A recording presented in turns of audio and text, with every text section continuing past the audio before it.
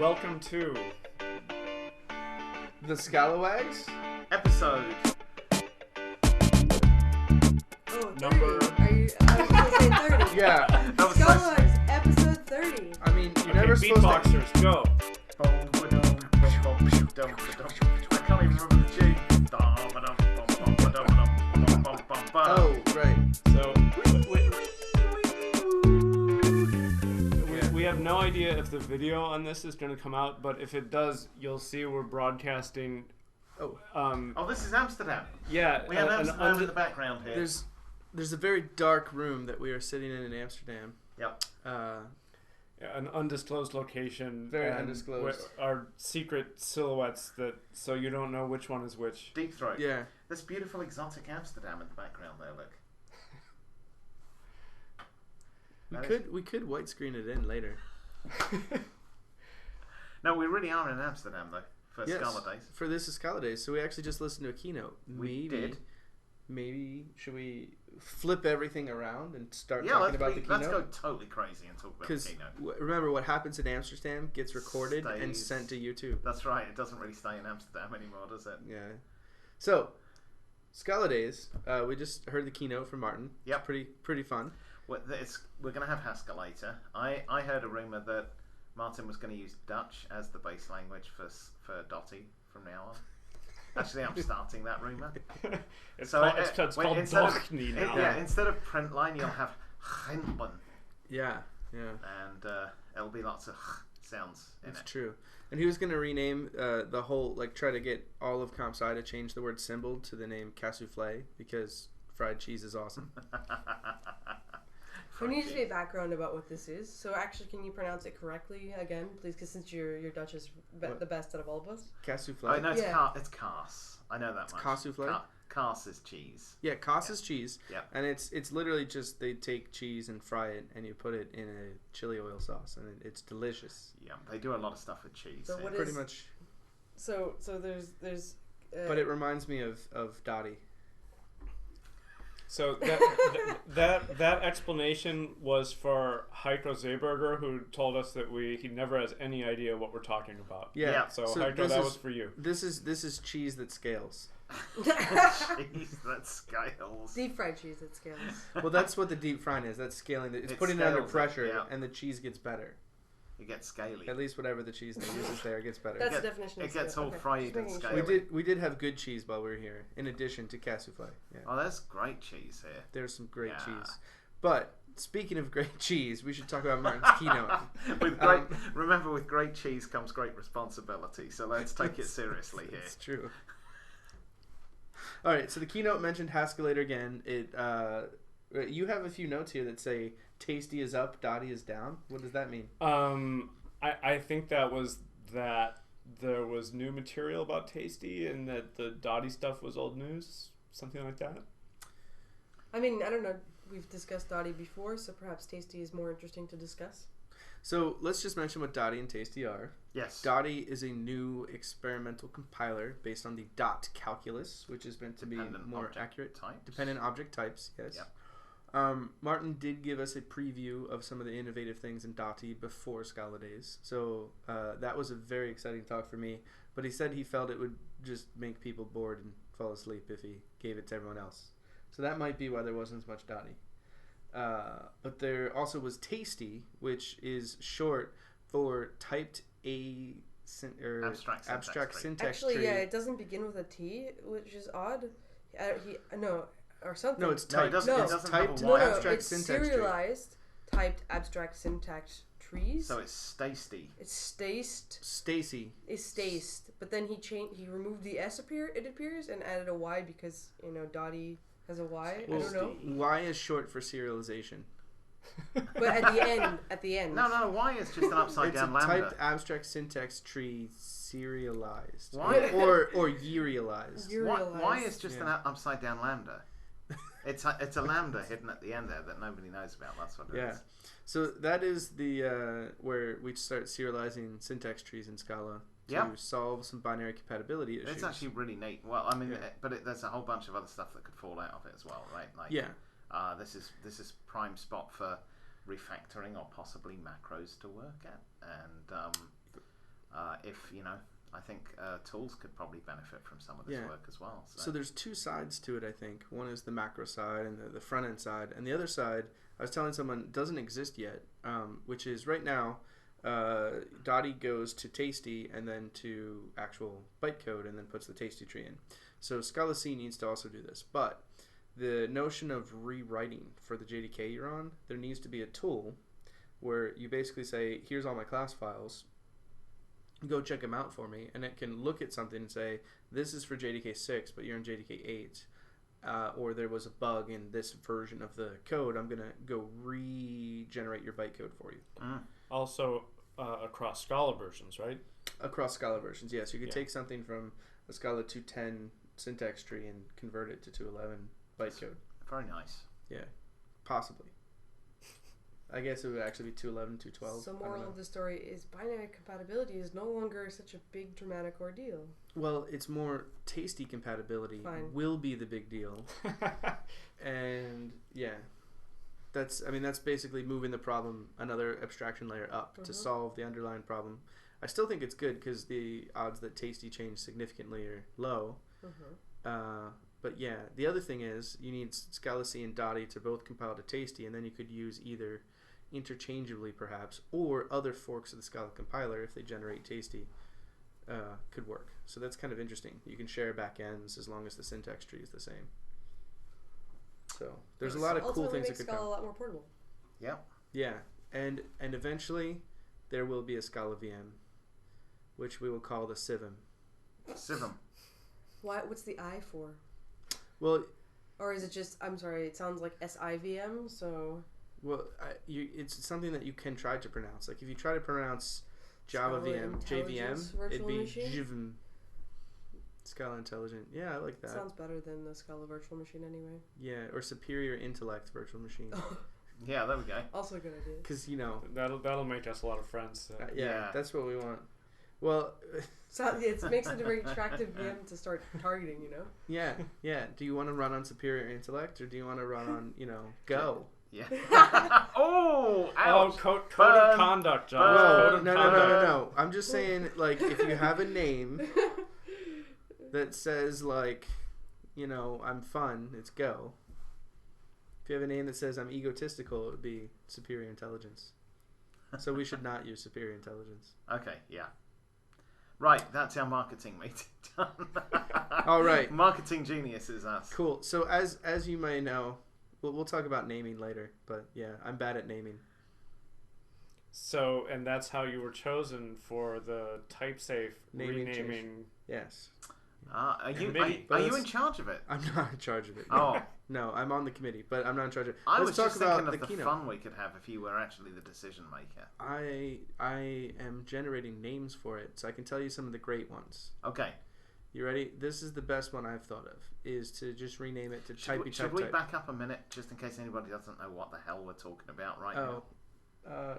Sure, yeah. So TypeSafe is planning to change its name. And I'm on the committee and have come up with a lot of very fun names like Typey Type. No, wait. I thought it was T3. Typey Type. No, it was 4 types in this word, right? Were there Typey Type? I don't remember. Type. I thought it would be T3 software. Oh yeah, type. Okay. Yeah, so it'd be Typey Type, but short would be T3, which is like T2, but Typey better. Type. Like I said, there are many successful companies with 3 things, like 3M, right? Yeah. So anyway, I guess we're falling off of the Scaladays keynote and going on to that.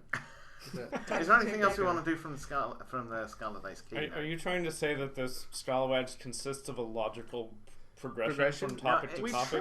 We try to. It's more of a stream of random consciousness, really, isn't it? Yeah, that's what we're doing right now. So Scala.js. Yeah, Scala.js was mentioned several times in the keynote. One of the games that you play with these keynotes is just what's mentioned and what's not. It's like a bingo card, and it's like, oh, Martin said Scala.js is rising, and it's like, oh, Martin didn't say macros during the keynote. It's like, ooh, what's going on with macros? Oh, he did. Tasty was He mentioned that macros yeah, might use sure. Tasty as the It's an ideal intermediate format for Scalameda. So I remember he mentioned Missed that. He mentioned Correction taken. in San Francisco, and this might have been a personal conversation. I don't remember. Someone was working on an interpreter for Tasty, where it can interpret Tasty directly, and then macros could actually use this. So you generate your syntax tree and you interpret it for the macro, and that lifts the restriction where you can compile a macro and the code that uses it at the same time. Because you can just compile the syntax tree, and then when you have to generate the other syntax tree, you just interpret the macro directly right there. Mm-hmm. So it lifts a big restriction of macros. Yeah. Yeah, I think the interpreter idea is something that Eugene has been talking about for a while, and that may have formed part of the motivation for Tasty. Actually, I heard about this interpreter idea a long time before Tasty was first mentioned, at least in public. I don't think it was called Tasty at first, though. Actually, I think it always was. I can't remember what it was called. Except you said it was called like Stassi or something. Yeah. Okay. So he, for some reason, I think. Well, Dot, and then Jason suggested, Dot. Well, Dottie could be the name of the compiler or something, or you could name your project Dottie. And Martin's like, that's a funny name. And somehow I think he probably did the same with Tasty. He's like, Stashed. Tasty. I don't know. If I drop the S and add a Y, it's Tasty. So I think that's probably the logical progression. So this is like the Mad General and Dr. Strangelove, like rearranging the purity of essence. If you want to compare it to that, yes. I mean, nothing, nothing to be read into that, of course. Just off the top of your head for an analogy there. Well, so that in itself comes around to an interesting topic that I wanted to hit, which is the whole rumours about what is or isn't happening with macros in Scala 2.12. But are we ready to jump onto that yet, or do we have more? We can just mention what the rumors are. So okay. they've been very public about white box macros versus black box macros. Yeah. And white box macros disappearing. Yeah.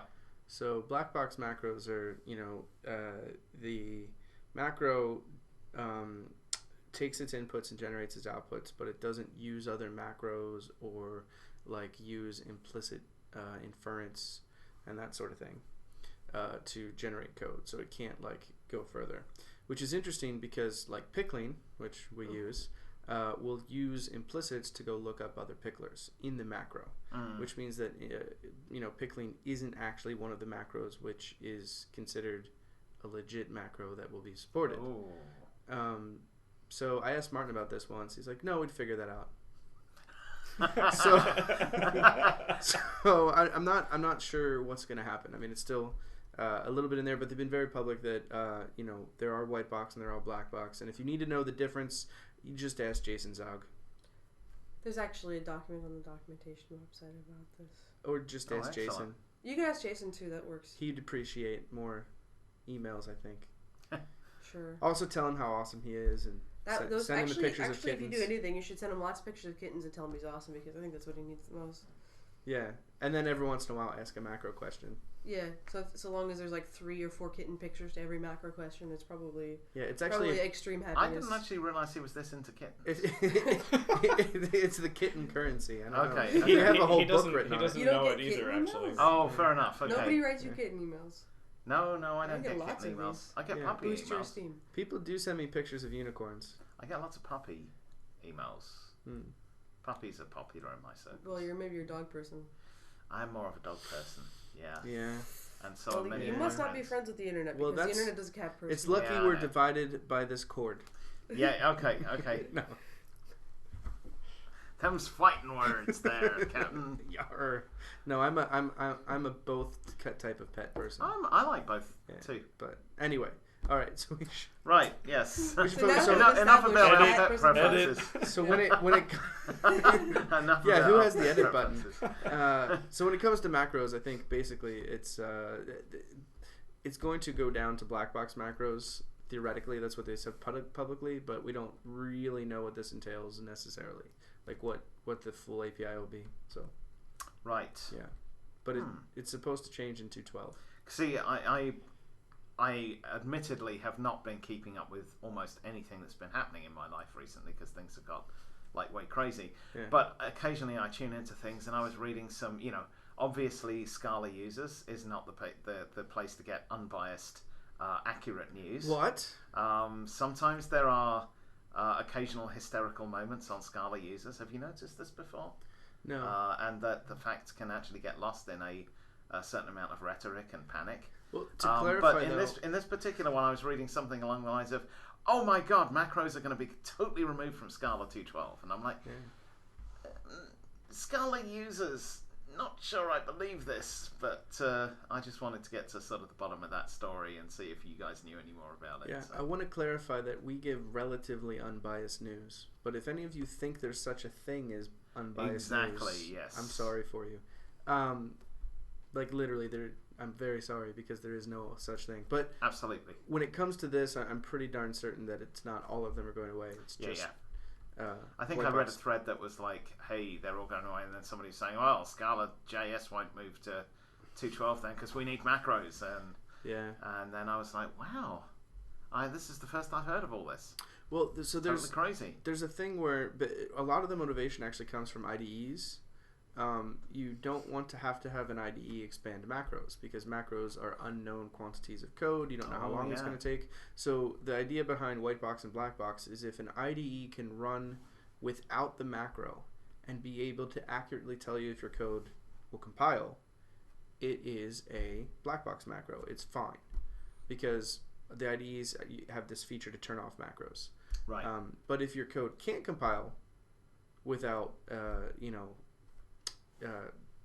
if the IDE turns it off and your code can't compile anymore, that means you're a white box macro. So things where like you need to look up implicits to see if it will compile and offer additional error messages actually fall in the realm of white box macros, but it's shady whether or not they're just additional protection or not, right? Like it's a fine line to walk.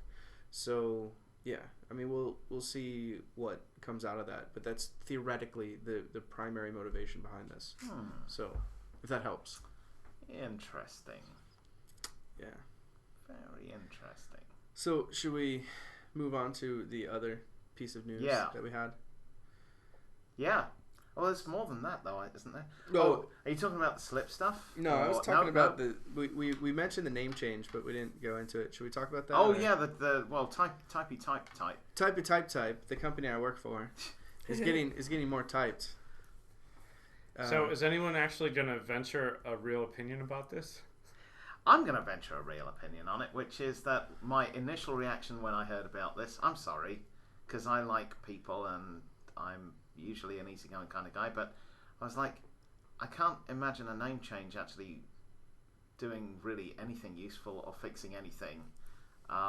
That sounds, I hate to say it, but it sounds like that's sort of grasping at straws on things that might just work in a marketing sense. Now, bearing in mind, I will say I'm an engineer, not a marketer, and it's painfully clear that I know absolutely nothing about marketing. But still, this strikes me as, what's wrong with the name TypeSafe, really? So, if I understand, I've heard the arguments that customers don't know what it means. You tell them it doesn't mean anything. It's the name of a company. What does that matter? Yeah. It doesn't have to mean anything. It's just the name of a company. So I wrote a blog recently where I said all of my thoughts, where my first reaction was actually just shock because I thought it was really dumb. But it does turn out that, I don't know if you've told your family about TypeSafe and they don't remember the name, and the next time you come back, they're like, what's the name of your company again? So for developers, TypeSafe has meaning, right? It's a thing. It's a word. In the vernacular of a developer, but when you talk to like a PR person, they don't even remember the name of your company next, or people who aren't developers. So it's more about that. Well, I think it's a general thing. I mean, I don't know. I don't really. I still don't think that is valid. I mean, if you say that, like here, take Google as an example. How many people know what a Google is, right? Like, well, and it's even misspelled anyway. I mean, yeah, it's not like they even purposely got it right. misspelled it. Yeah. But that's like a nonsense word. So TypeSafe is so close to other real words. Like right, the first, it sounds like it should make sense, and so my experience. Well, so first of all, I now work at TypeSafe. So yay! Breaking news on the Scalawags. Yeah, so what this means is that one of us will have to quit soon. So there can only be one person at TypeSafe.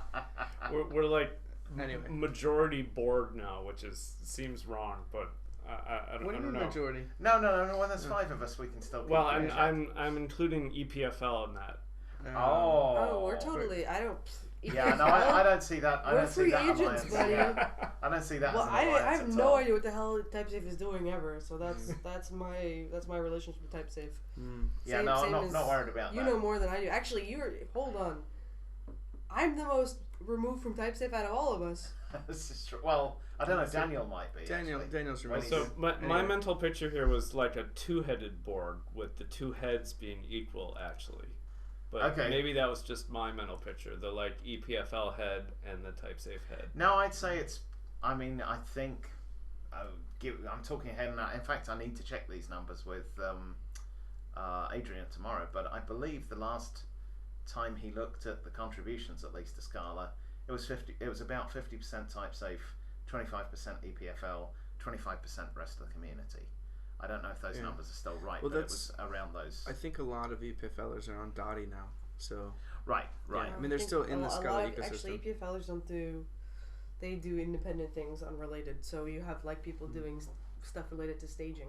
So yes, it's in the Scala, but it doesn't necessarily have to be Scala, right? Like so, it depends on this virtualized fork of Scala, which and LMS and all these other things. So probably I don't know, half or so of the people at EPFL actually do that kind of stuff.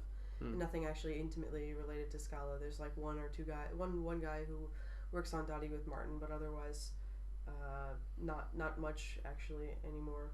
Eugene throws back some things. Every now and then we have somebody throwing a documentation pull request in, but EPFL has been a lot less involved than it's been in years past. I mean, in mainline Scala. yeah, I Right. remember. Of course, this experimental stuff that's happening at EPFL may one day turn out to have been part of that mainstream all along, and we just don't know what will make it and what won't. Yeah. Yeah, but Well, that's the way research happens, though, right? Yeah. I mean, that's true for any research group or effort, project, whatever that's ever been done. Is some of it makes it in and a bunch of it doesn't. And but congratulations, we should say at this point. Yeah. Thank you. Before we forget and move on welcome. to other matters. Thank you. I'm thrilled and excited to be doing this. It's gonna be great. But anyway, so I've been saying the name TypeSafe Pop to the stack, Pop the stack. I've one been more. saying the name TypeSafe to lots of people, friends, family, and it's definitely true that people first don't know what you said, so that they say typeface. And then once you say it, they think, because they're trying to figure out, it sounds like it should make sense. It doesn't sound like nonsense. And so then they sit there and try and puzzle it out. And then they fail. Did they still forget if it after it's a having security company first? Right, or type, like Yeah. the word type sounds like typists or typing, so it's like keyboard disinfectant or something. I like it. But after they do all that, do they not remember the name after thinking about it like that? I mean, that in itself should be worth some neurons, right? Well, so we actually, the first article on TypeSafe, I think it was on the Wall Street Journal, actually said that Typeface just got, however much money and funding. Oh dear. Yeah, the very first article. So when I joined, my blog article about me leaving Google and coming to TypeSafe is, I'm so ecstatic I'm typefaced. Joking about it, but it actually is a problem. Like these reporters don't remember our name, which is kind of surprising. I mean, they come to us and ask for articles and then don't remember who we are or misspell it. Yeah. I don't think that's a big deal. I think every startup named anything silly has the same problem. It's true. I still do like the name Type better. My favorite. Yeah, but whenever you have a tech reporting of any kind, it usually it's full. I mean, forget about whether or not they get the name right. I mean, there are factual details in all of these articles. Once I read an article about how Akka was a great programming language, and I mean, and this was I think in TechCrunch or something, and I was just kind of like, a little bit. You should have read slightly more, talked to a little bit more, a few more people. I mean, Yeah, So I that's don't true. think that it's just the name. It's a lot of details are just lost in tech writing and reporters. You know what's great about a linear timeline is in a couple of years we'll know whether it was a good move or not, and we'll be able to revisit this and say, Dick, you were so totally wrong. How could you even have thought that it wouldn't work wonderfully to change the name? So we'll see. Right. So- when I hear the new name, I'll have an opinion then. Typey type. Type. That's what I'm That's pushing got my for. vote, man. Yeah, I mean, what I'll say is, I personally don't mind the name TypeSafe, right? Like, I still like it. But if we rename, I'm actually fine with that. As long as it's a cool name, you know, like Typey Type or like Power Fist, or jumping. That's a nice word. Where did that come from all of a or sudden? jumping out of The an name you had airplane. chosen tonight. This is a That's good the one. name. The name I chose tonight. What was that? Yeah, that you just. That's a. Wait, is Power Fist? Is this about where Did I have Jason a creative Zog's moment fist and then forgot it? comes out of the monitor when there's a compiler error? Oh Yeah, right, yeah. Rip Torn. No, that's not even a name I've made Rip up. Torn. Rip Torn, yeah. He was actually a real. He was a real like guitarist. Oh, Yeah, I didn't even know that. Yeah. Rip Torn here. Yeah. I wish I'd made that Well, up there we because that go. would be cool. TypeSafe could. TypeSafe Rip could Torn, be renamed to Rip Torn. I was thinking of Safety Pin. Because it's pin. got almost all the same letters, so you can actually like get it really easily by moving the letters around. Well, no, if- and you wouldn't have to really design a new logo or Yeah. anything. You just need a couple of You new just letters. cut it up in with there. the scissors like Yeah, the and Sex move it Pistols. around a bit. You can just rename it to Safety PE, and then it is TypeSafe. Just inverted. Safety P. Safety PE. You It's pronounce like it. toilet paper. Safe toilet paper. Yeah. So this. Cheers. I don't know. I mean, Right. Yeah. Step 3, profit. Oh, for those of you who think we're actually drunks, this is water. Oh no, mine's vodka. I don't know about yours. Mine's orange. Someone Orange did ask and me. vodka. This is random, but someone did ask me if we record all of our episodes drunk, and I was like, not really. Not all of them. Define all. define drunk. You define drunk and define all. It'd be hard to record the episode completely. I think but, actually, yeah, given anyway. Miles's choices of names, we should put him in charge of renaming TypeSafe. What? Like shapeless. Like Chuzai. No, I'm sorry, Miles, but Yeah. that one is. That's it's what actually use, right? It's actually really easy to remember, but it's extremely difficult to remember the spelling of Yeah. Chuzai. Yeah. So yeah, I think it's got 2 U's It does. and an AI and an S. Yeah. Anyway, So we should move on to pop the stack backwards. Yeah. going back up, where were we at? Oh, we have a question about how do you tell people what Scala is? Oh, so Which I think is related. Yeah, this is related to the naming discussion. So not only have I been telling lots of people the name TypeSafe, I've also been trying to explain what it is that my new job actually consists of. And I guess this is always somewhat difficult if you're a programmer, but it was a little easier at my previous jobs. At McGraw-Hill, I could say we're taking textbooks and making them digital. At Northwestern, it was a little harder. I said, well, we're making a programming language. Who's it for? It's for kids, teachers, and scientists. What does it do? It's for making simulations for science stuff. And that is a little abstruse, but people usually sort of say, okay, that sort of sounds like it makes sense. But now it's like, I'm going to be working on the Scala compiler.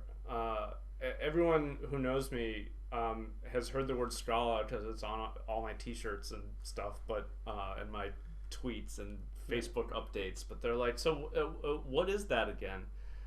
So the question I wanted to throw out to the group is, how do you tell non-technical people what is Scala and why do you care so much? Why is this so exciting to you? I have a couple of answers. Well, the first one is for lay people who just say, what's Scala, which I get a lot. I know it's inaccurate. Believe me, I know it's inaccurate, but it explains things and gets past that part of the situation. Everyone's heard of Java, so you say, you know what Java is? And they say, yeah, and you're like, Scala's like a new version of that, but it's like got a bunch of new stuff in it. And they're like, okay, cool. and that's good enough for them to What move if on. they don't know Java? I've They've not heard the- they've heard even the name. lay No. people have heard of Java. I've Some. not met anybody yet I who mean, doesn't. they but think they- they At least think they have know, like they it's a name Sure. they've heard, and so they nod. Sure, Right? I But mean you- that's well, no. it's within their comfort level. No, of you say like, understanding. do you know Java? And they're like, oh, that thing that Windows wants me to install all the time. That's you're fair like- enough. And I'm like, no. No, but I think it's more that they understand that, like a lot of web servers and things that they buy I don't think they know that. gadgets No. from. All I know here, this is my example. The U.S. Border Control officer knows Java, and he knows what it is. He knows he can tell me that it's a programming language. So that's enough. That's like the definition that I think lay people have. Yeah, I had this conversation with I don't think border Canadians. control people are lay people. I think they're Canadian Border Control. Almost didn't let me into Canada. Canadian. The 51st state. I always do that. It's the 51st state. Yeah. Or But second. they almost didn't let me in, and I had to explain what I was doing, and that was the tech I used was, Java? And they're like, yeah, and this is like a new language that's like Java and runs on the same machines, and lots of people want to learn it, so I'm here to do the training. And then they still kept me for 2 hours before. Really? Yeah. Canada kept you. They They let everybody in. No, not when you're working there. They don't. If you're going Yeah. up there to work, they're a bit more particular. about Once you're that, in, so- they're very nice. Oh, extremely. They were extremely pleasant all the way through. I just wasn't sure I was getting in. I was doing training the next day, and I'm like, oh, this could be interesting if I don't make it through. That was also one of the. Oh, not going there now. The other thing that I find helps me explain it is to say, I work in genetics using Scala, and of that problem domain that I've just described, everybody sees us on genetics because that's far more interesting. They're like, oh, you work in genetics, and they start going off on that, so they just ignore the Scala part. Right. altogether. So people want to know what the language is for. Yeah. And yeah, so it's general purpose. It's for lots of things, right? Or you can just pick a few domains. So I sometimes use newspapers, like I'll say the Guardian uses Scala for their site, New York Times uses it for their authoring, and I like to mention science as well.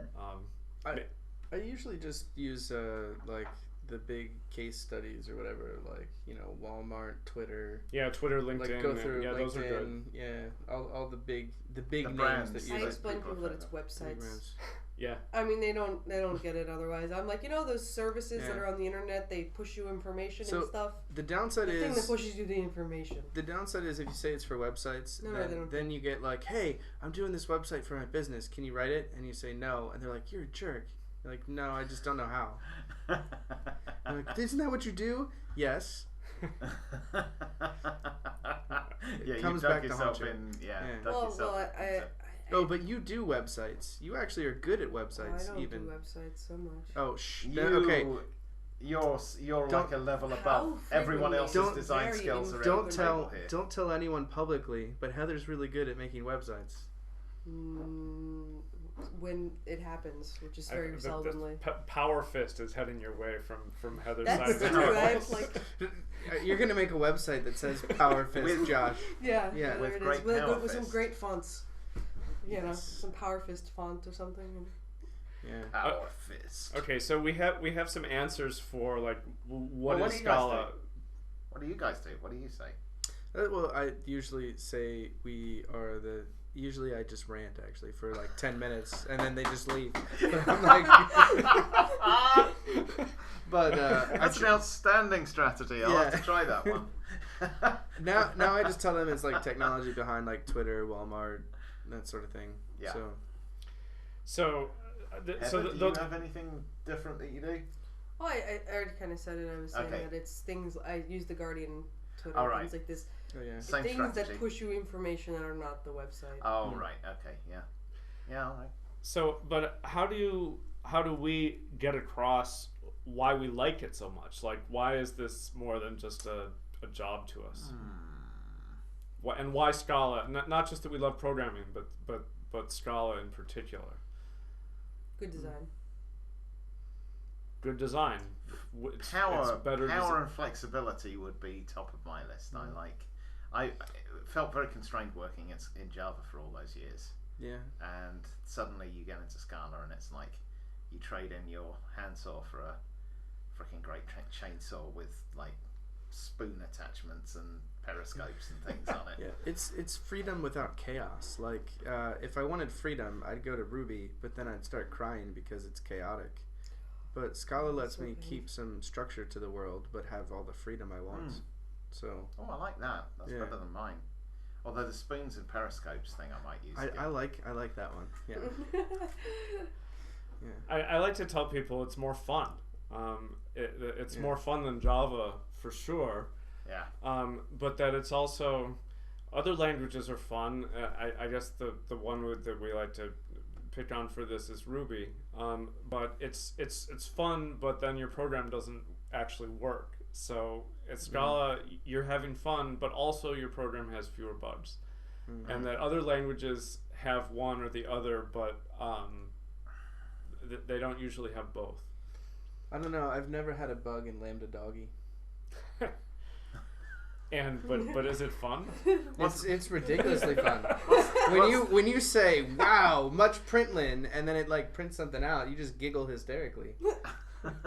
I mean, I've never done much more than that. How many? Like, what's the average length program that you write in Lambda Dog? Well, they have to be very long because you have to use that. It's like the doggy limerick is what I call it. But anyway, you have to do that for all your functions, so it's about 100 lines for something. Which is 100 lines for println. No, println is like so it's like good physical fitness exercise with your hands. Think about it though, but it's like making poetry. Doggy poetry. Doggy poetry. Okay. Yeah. The poetry angle is one I had not considered. No, but generally when I work in there, I'm working mostly in Scala on a compiler. Could learn compilers, and it's fun because I enjoy learning. You're clearly not a school of the Rod Johnson thinking, or a disciple of the Rod Johnson school of poetic programming that he did at the Scala keynote a couple of years back. Yeah, I remember that clearly. Anyway, sorry, I didn't mean to kill the conversation. I'm not good enough at poetry to write poetry for humans, so I just do it for dogs. Vogon poetry. We should shoot for some Vogon. Hey, we should come up with a Vogon language. Groot nubblers and grunt buckets. Yeah, and all that sort of thing. And you not read any Vogon poetry from Hitchhiker's Guide to the Galaxy? Yes. Okay. Yeah, I get it. Yeah. Okay. Fair enough. Yeah. Vogon. So why don't we move on to? Are you saying I'm off topic? I'm saying. Excuse me, sir. I'm saying Are you implying that I'm off topic? We might be doing the equivalent of Vogon poetry at this point. So let's move on to some quick news items before we turn it off. All right. So yeah, there's one that says Dick Slip. All right. Yes. So it's more of a PSA, I would say, the public service announcement, this than anything else. We are, and it is going slower than I would like, and that's mostly or almost entirely my fault, just getting busy doing stuff. But we are sort of booting up a slip mechanism, which is Scala library improvements to go alongside the SIP. It's unknown what the relationship long term will be between slip and SIP, and whether this mechanism that we're coming up for this will replace the SIP one, or how that will work, which one actually works well and doesn't, and all that sort of thing. But the main thing is that we now have, I think this is the most positive thing to come of it, we have regular monthly meetings now. Yeah. Online, they are broadcast on Hangouts, and they're recorded. The audience, I think, so far is even smaller than the Scalawags live audience, if that's which is possible. why I'm mentioning it on the Scalawags, because we want to get the word out there. These are not entertaining meetings. Don't come expecting a bunch of laughs. This is procedural stuff. But if you want to get involved in actually, helping to improve the Scala libraries or fix bugs in it, or any questions you've got, this is the meeting to show up on. Now the time, I was trying to work out the time. I'm sitting in Amsterdam, which is Central European time, and I can't even do the math in my head at this time of night. What I will tell you is it's the second Thursday of every month. It's in the morning at some point in in California. It's in the afternoon or evening over here, and there is a site. Basically, there's a GitHub Scala/slip where information like this, and particularly in the Gitter channel, announcements and information about when it is and all that sort of thing is available on there. The links will be on there if you want to watch them or catch up with the older ones, and we will improve the communication of when this is happening. It is a regular time. It's just literally I can't remember what the damn time is. It's on my calendar, and my calendar's in Amsterdam time right now. So yeah, I feel like it's after lunch for me. I can tell you what is in Amsterdam time. It was like 5:30, I think, p.m. on the third Thursday. Okay, so it's 11:30 a.m. Eastern, which You is can 5:30 p.m.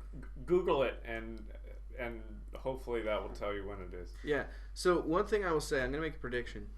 My prediction is that this will replace the SIP process because it's meeting regularly.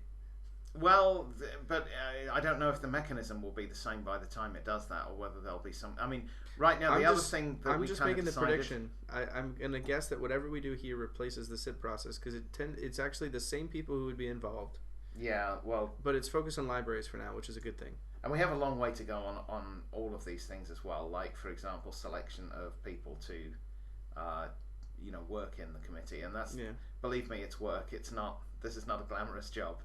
This is very procedural, and but it's. I think it has to be done to get things moving again. The other thing that we decided in the last couple of meetings is we were looking for, general lightweight guidelines, and fair dues will own up to it. Rust, the language Rust, had a really good set of outline or guidelines and process for this. We pretty much took theirs and ran with it. It looked really good, so we took it. We altered a few things, but mostly it's the Rust RFC that we pinched. So thank you Rust community. They're a great language for community-driven contributions to base things on. Like, it's just they're doing a good job. Well, they have a much smaller community, but they have way more RFCs already. Yeah. So they're obviously doing something right. It can't all just be enthusiasm or whatever in the community. There is a low. They've managed to come up with a highly effective low resistance or low impedance mechanism for suggesting and making improvements. How many people what's the number of companies that use Rust though? Very small. It's very, very early days for Rust. That's my. It's I agree. I mean, we're different, but we're trying, and we'll see.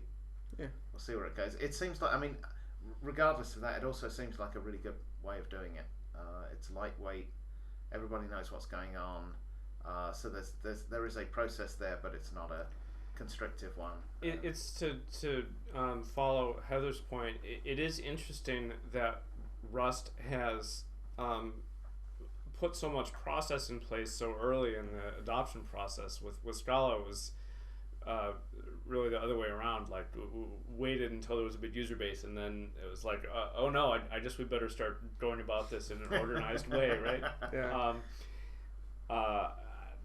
There's no going back and changing that, but it's an interesting choice that the Rust people have done, and I'm really curious to see whether it will work or whether it's also possible that the language won't go anywhere, and all of this process will have been it's quite. And it's the same. That's the thing. If this turns out not to be working, like I said, I think the most important thing is we are at least having monthly meetings now, so we can actually say, are we getting any uptake? What's going on? And if things aren't working, then we'll reevaluate it. I doubt. Well, no, I don't even doubt. I know this won't be the last version of things that are done, and probably massive changes that are made, but. Yeah. At least we'll keep rolling. So cool. So we should move on to other news items quick. Eugene Yakoda, who I work with. Scala Z, learning Scala Z was his. Oh, Scala Z was his previous blogs. You pronounced it right the first time. No. Scala. So Eugene wrote a series on learning Scala Z or Scala Z. And he's doing the same series on cats. Yeah, that's brilliant. But he's doing a great job on it. Yeah, I read a few things. So He's also been staying up late to do it, and then like coming to our morning meetings like really tired. So I give him a really hard time about it. Oh, excellent. But they're really good blog posts. So Cats is the clean room re-implementation of something along the same lines as Scalalays for doing pure functional programming. Cats in for Scala. category theory. Yeah, it's for category theory. Actually, another blog to read too, which I think shows some of the differences in Cats, is from Mandubian, where he's actually talking about how to optimize the free monad and linearize like aspects of it, which is a focus that Cats is taking really seriously. I think the Scala Z guys are trying to also do that now. But because free monads are not quick to. I mean, they're pretty inefficient to run. Yeah. Yeah, but just the focus of both of these libraries now with a little competition is awesome. It's signs we're growing up. Yeah. We have to care about performance now. Yeah. It's pretty cool. Well, sometimes you don't. Sometimes you don't. Runar's argument with free monads was if you're touching a database, then nothing else matters. The database is going to be the slowest part of the whole thing. So I hope one day that's not true. yeah, I hope so too. But he had a point, at least in the one we were using it on. Yeah. Performance of the free monad didn't matter at all. Tell him to stop using Apache Derby. Anyway, sorry. All right, so those are some good blog to check out. Related to Runar, there was another library released called Knobs. This is from the the Verizon Media. Is that from Verizon? Yes. Verizon on Q. I think that's what they're working on. The thing they're building. No, the GitHub is on Q. Really? Yeah. Oh, okay. I thought so. I don't know. I mean, maybe I'm thinking of something else, but no, this is from it's like Runar and Tim and Paul, but it's the Knobs library is a configuration library, and the idea is you set up all the places you get configuration from first. Yeah, see on Q. Yeah, okay. GitHub.com/onQ/knobs. Yeah, so there's actually a lot of good stuff they've been releasing lately. This is they release remotely, but Knobs is like I was saying, you pull in configuration from various places. You can pull it from JSON, you can pull it from typesafe config, but you can also get it from a Cassandra cluster, and you can denote when you get configuration whether or not it's static or you expect it to change and want to be notified when it changes. So you can actually create something which can like change based on the configuration. Right, and those notifications are sent through Scala Z streams. Yeah, I would call this reactive, but I think they might be upset if I called it reactive. But it's definitely whatever you do, don't call it functional reactive programming. Because that will spark off a holy war. Thing. But yeah, you can like react to configuration changes in the stream, and like when the configuration changes, alter the behavior, which is cool. It's like a needed thing. Yeah, cool. Yeah. Nice. I hope my statement was actually correct. Is it through Scala Z stream, or is it just that it's the Scala Z task? No, it's a Scala Z task. That comes back. Okay, well I'll fix it in the release notes if it's wrong. Task is actually the I'm getting all inside baseball, but task is what they target a lot of their higher level things to sort of use to execute through under the cover. So Scala Z streams, for example, use tasks underneath and so on. Yeah. And in fact, a lot of the time what you can do is with the Scala Z stream or any of the other things that use Scala Z tasks, you can actually put them through the translation to Scala Z tasks, and then you can actually mix them together in full comprehensions, which is quite nice. So you can have, like, we did this with Stoop. Yeah. You can have Stoop over here that was implemented on top of Scala Z streams, and you had you had functionality to take the Stoop and turn it into a series of steps in Scala Z stream, Scala task, sorry. And then the same for Scala Z stream, you could take that and turn it into Scala Z tasks. Now you can take your Stoop stuff and your Scala Z stream stuff and mix them together in a single for expression and stuff like that. So yeah, That's there's cool. some sort of interpreting it into a different, or even compiling it into a different monad base. So yeah. So they also released a library for logging. I think it's called Journal. that I took a look at, and it's so Knobs has the reacting to change thing.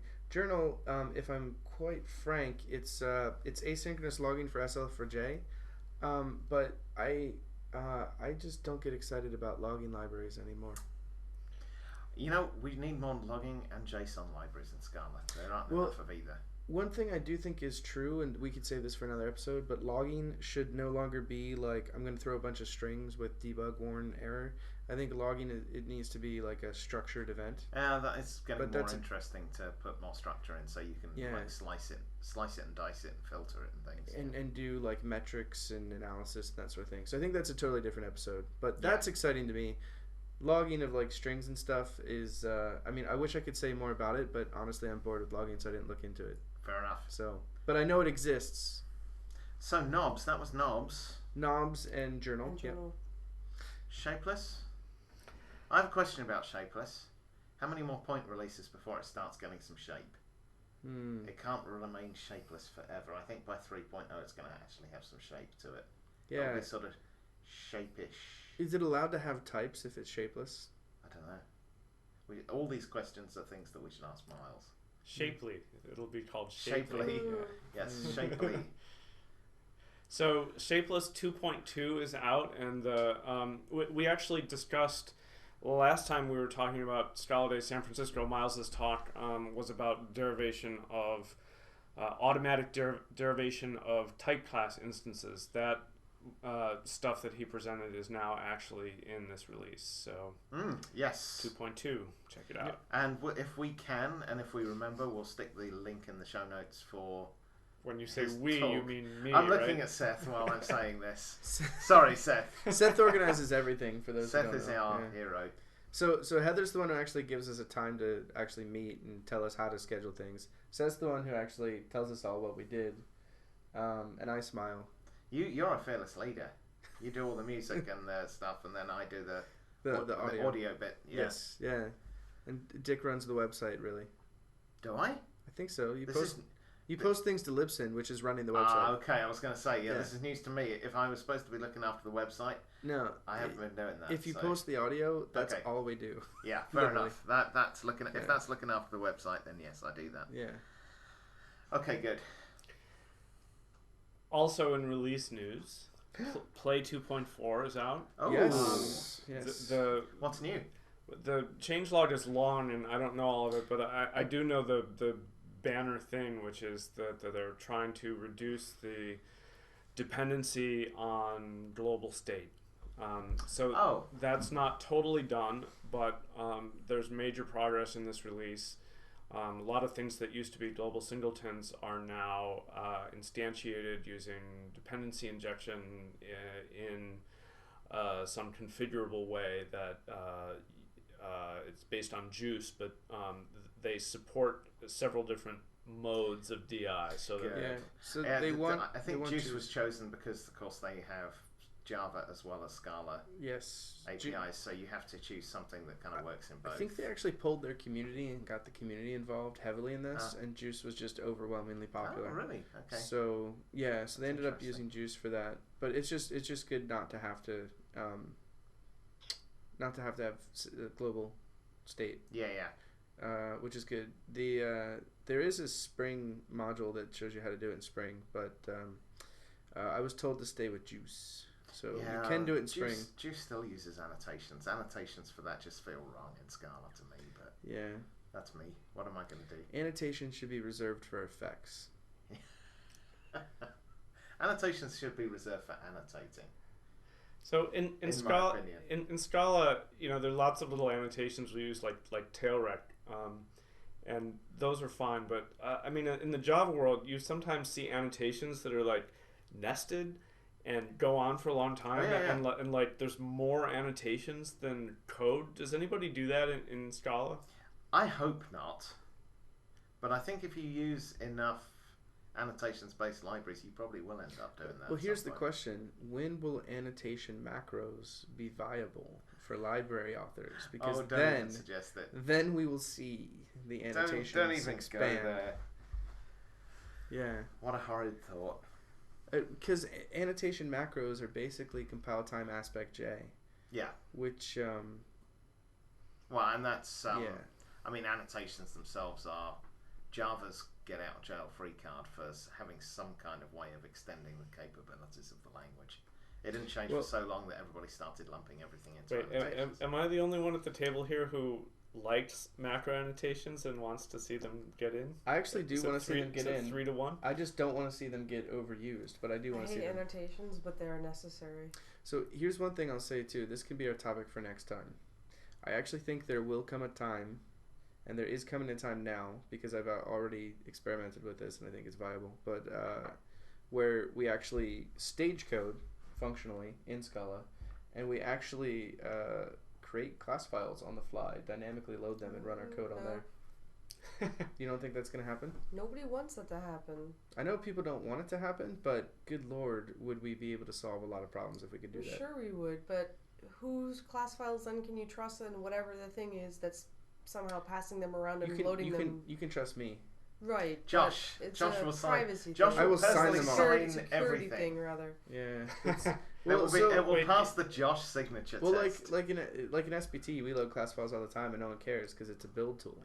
Right, but that's the thing. I mean, at least you can localize this to the build tool, not to just anything that runs ever, all the time. We'll have to call him Honest Josh.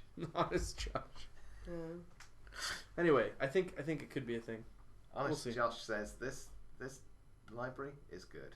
So people trust Aspect J in production, which does the same thing, rewrites class files on the fly based on what's there. So I don't think it's a stretch. It's just about trusting the person who wrote the tool that does the rewriting. Oh. And what it loads and what could transitively change in some way. Yeah. Yeah. Based on what that guy trusted. I can truthfully say I never trusted Aspect J in production. The only thing I don't trust is the Scala compiler. I'll fix it. Okay. All right. Yeah. Okay. But do I trust you? You just needed to say when it starts compiling, trustworthy. No, Just well, it have the word has to say trustworthy in there tasty, somewhere. but the T is for trustworthy. Trustworthy. Yeah. Abstract syntax tree. Earthy. With an upside down lambda.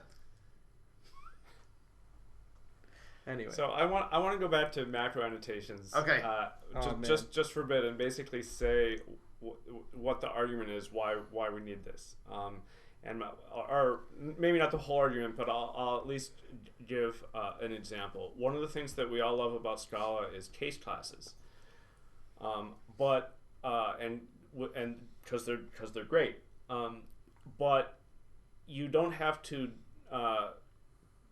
do Scala for too long before you start wanting things that are like case classes, but that you want to customize something about them. Or build some mechanism yourself that's like case classes. So, and this fits in with the Scala theme of not baking stuff into the language, but just making it a library. Case could be an annotation. It could be implemented with macro annotations. It would be, instead of case class, it would be at case class. So you could do your own thing with it, but it would also be beneficial from the point of view of simplifying the compiler. So anywhere in the compiler, instead of having to, I may be showing my as of yet my ignorance of Scala internals, but it seems to me that if you get it out of the language, then that should simplify the compiler, because the implementation is localized in this single macro annotation. Interesting. Could it? It's late, and I haven't thought this through. Could it give us our bynames that aren't bynames? You know, we've had this discussion before that bynames obviously make things look very nice at the call site, because you don't have to have the little ugly open close parens and the arrow. The problem with a byname is, as soon as you refer to it by name in a function, unless you're very careful, it's going to evaluate it right there. Yeah. And there's bugs that I've seen in Scala Z code. You know, you'd think that if people were going to get it right, they'd get it right. That were eagerness bugs to do with bynames being evaluated eagerly when they should have been lazy. So what I've always said is, well, the reason you have a byname is to make it look pretty at the call site.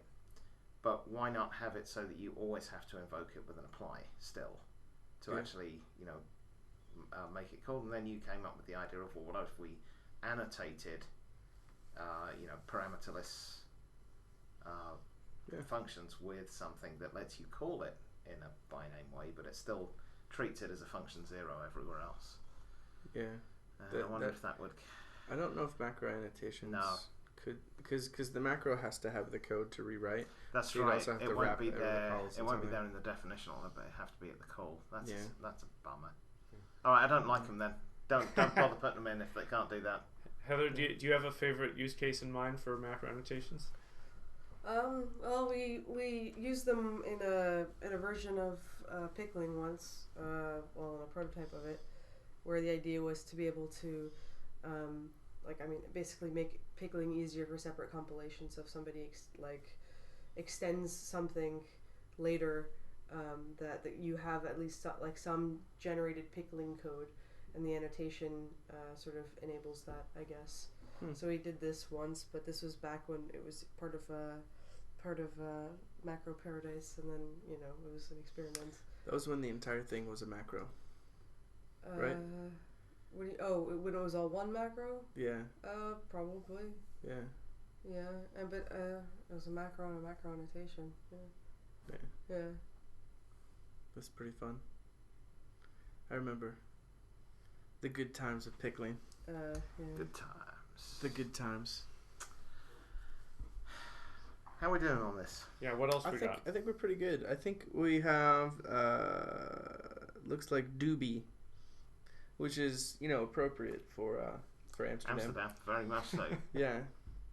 Just walk around the streets and take a deep breath, man. And you'll smell a functional database. Yes, library. you will. Absolutely. That's true. So there's a new release of Doobie. It's from T-Polecat or Rob. Yep, Rob Norris, better known as T-Polecat. Yeah.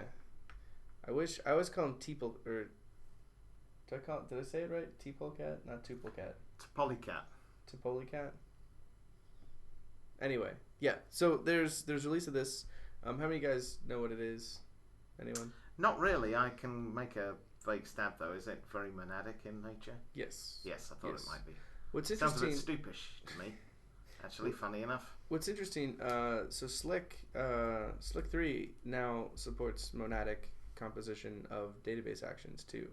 So we no longer have non-monadic database APIs that I know of. Ooh. Monads won. Monads are winning the database battle. It turns out Yeah, they're that pretty good for data. database is so painful. Yeah, and The slow. only way to solve it is Slow. via monads. And slow. Yeah.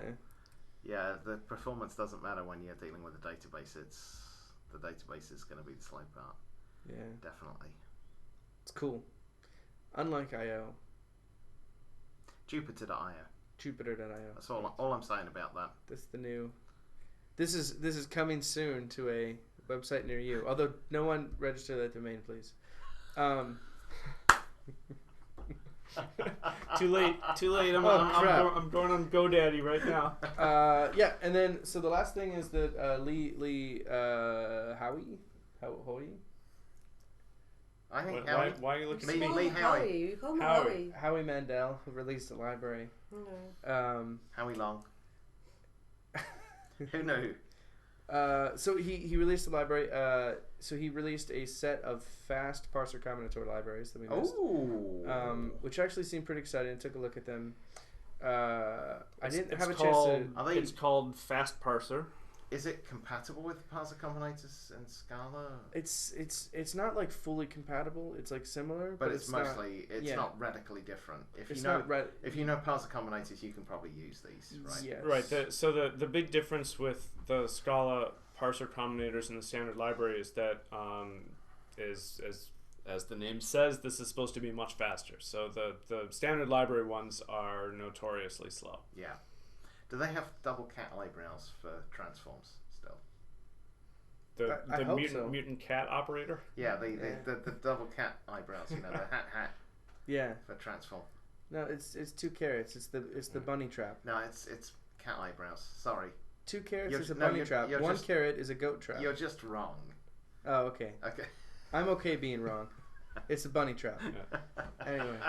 So Howie contrasted fast parser to the standard library ones, but he also contrasted it to Parboiled 2. So this is another effort to produce a very fast parser library, and how he's contrast with Parboiled 2 was he said that Parboiled 2 was too hard and he couldn't figure it out. So Interesting. fast parser is supposed to be easier.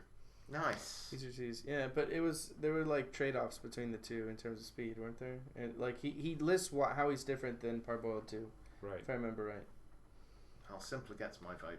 So yeah, he also used this, I believe, to implement a Scala parser that can parse Scala code. Yeah, so I learned last week that I got some insight into the mind of Howie Lee about how his different projects are connected. So yes, if I understand correctly, fast parser is a thing that he used to write his own Scala parser, which is also connected to do the syntax highlighting in Scala.js Fiddle, which is his online Scala.js live coding environment.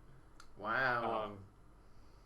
That's a lot of yak Oh, shaving. right. There. He's actually rewriting a lot of Scala infrastructure from scratch, so it runs quickly on It sounds JavaScript. Sounds very productive, but I also believe there was some yakking. Right. Yak Oh, shaving and then involved so there's also The yaks ran away. there's They al- were scared.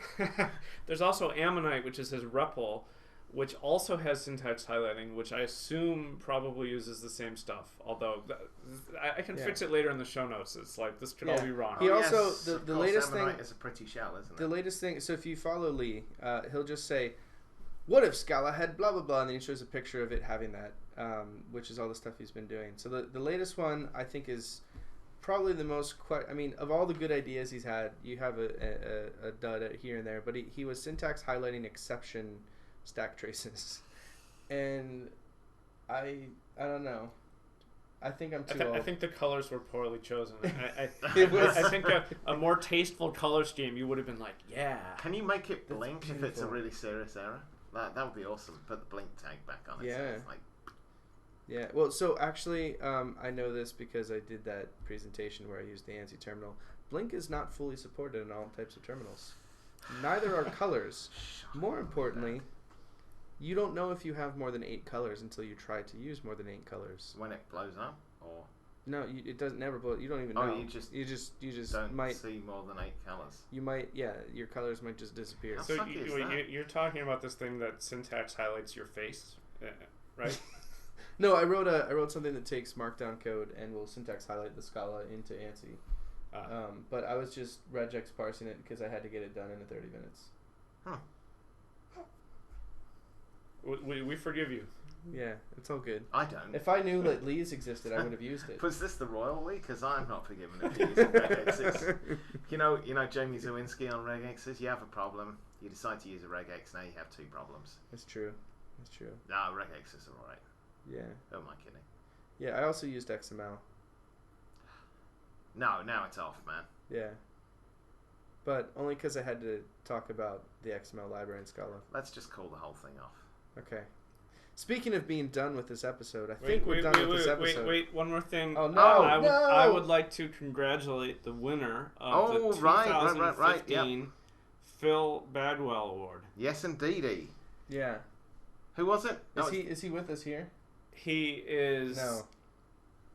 not at this table, I don't think, unless I'm confused. It's hard to But- tell. So They look so similar. So okay, so I won't tell you who the 2015 winner is, but I'll tell you that both Bill Venners and Dick Wall have now won the award, so it's no longer necessary to know which is which. Oh, burn. It was Dick Venners this year. It was Dick Yeah, as Venners. opposed to It's Bill Dick Wall. Venners. But Bill Wall helped present the medal to That's- Yes. Dick Venners. And there actually wasn't And- a Oh, medal. but they awarded Bill Wall with a what was the award? A garden gnome. He A got a garden free gnome. No, garden it was a gnome. garden bench. It was a garden bench. A garden bench. Handmade garden bench. That's how you But- know it's not me, because Bill I Wall. don't do gardens. He did. I if you- sit in gardens. Well, I suppose I do sit in gardens, but I don't do gardening. So That's why we got you a bench. have you guys seen the Yeah. movie Amelie? Because we need to get Bill a garden gnome now that he can take pictures of through all his travels and Yeah. send them home to the bench, because the bench will be sad without him. That was pretty funny. They stole the gnome and they keep sending the family pictures of the gnome all over the world, don't they? Yeah. I enjoyed that. That was quite amusing. Yeah. What was I going to say about that? You can Oh yeah, Expect- Escalate is the only company with 100% of the employees having Phil Bagwell awards now. I just thought I'd throw that Edit. Oh, Inappropriate. Yeah.